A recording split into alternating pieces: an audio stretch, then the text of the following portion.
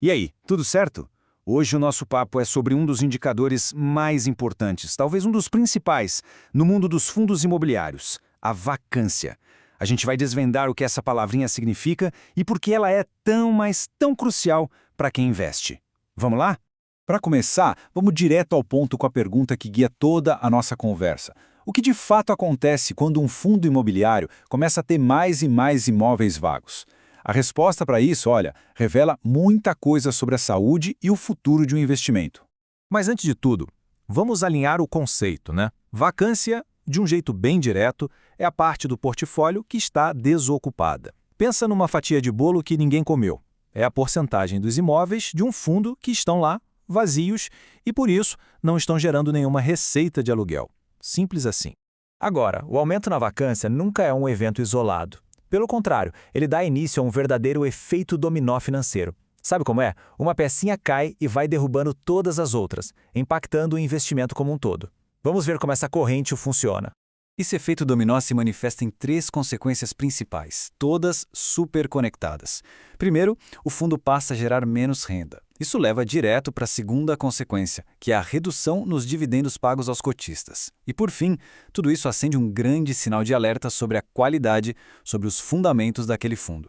Vamos analisar cada uma dessas etapas.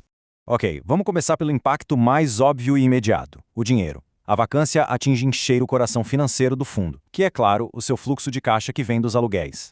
A lógica aqui é cristalina, não tem muito segredo. A receita de um fundo imobiliário vem, na sua grande maioria, do aluguel dos seus imóveis. Se os imóveis estão vazios, é porque não tem inquilino pagando.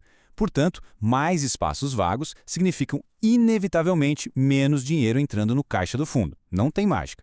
E esse gráfico aqui ilustra isso perfeitamente. Olha só o fundo A, com uma vacância bem baixinha.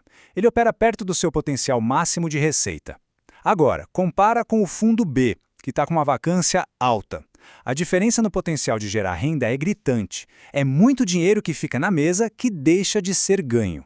E aqui a gente chega no ponto que mais interessa para o cotista: os dividendos. Aquele pagamento que todo mundo espera. São basicamente a distribuição da receita dos aluguéis. Então, se a receita do fundo cai por causa da vacância, o valor que vai ser distribuído aos investidores também tende a diminuir junto. É uma conta direta. Agora, vamos dar um passo além do impacto financeiro. Uma vacância que só cresce é mais do que um problema de fluxo de caixa. Ela é um sintoma, um verdadeiro sinal de alerta sobre a qualidade dos ativos e também da gestão do fundo. Mas por que os imóveis estão vazios, afinal? Bom, as razões podem ser várias. Pode ser que os próprios imóveis não sejam muito atraentes ou que a localização deles não seja boa. Outras vezes, o problema é a qualidade da construção ou a falta de manutenção. E, claro, uma causa muito comum pode ser uma gestão do portfólio que não é muito eficiente para atrair e manter os inquilinos. Então, o ponto crucial é este: a vacância serve como um termômetro. Ao analisar esse indicador, dá para ter uma ótima ideia se o portfólio de ativos daquele fundo é forte, se ele é desejado pelo mercado e, principalmente, se ele está sendo bem administrado. Depois a gente vê todo esse efeito em cadeia, chegamos à lição final, aquela ideia central que tem que ficar bem clara na hora de pensar sobre fundos imobiliários. E essa frase resume tudo de forma brilhante. É uma regra de ouro. Um fundo com baixa vacância tende a ser mais saudável, mais rentável e mais seguro. É um sinal claro de que seus imóveis estão ocupados, gerando um máximo de renda e, por consequência, distribuindo dividendos melhores. Então, para fechar, fica a reflexão. Na hora de analisar um fundo, por onde começar? Depois do nosso papo de hoje, fica bem claro que verificar o histórico e o nível atual de vacância é, sem dúvida nenhuma, um dos primeiros e mais inteligentes passos que se pode dar.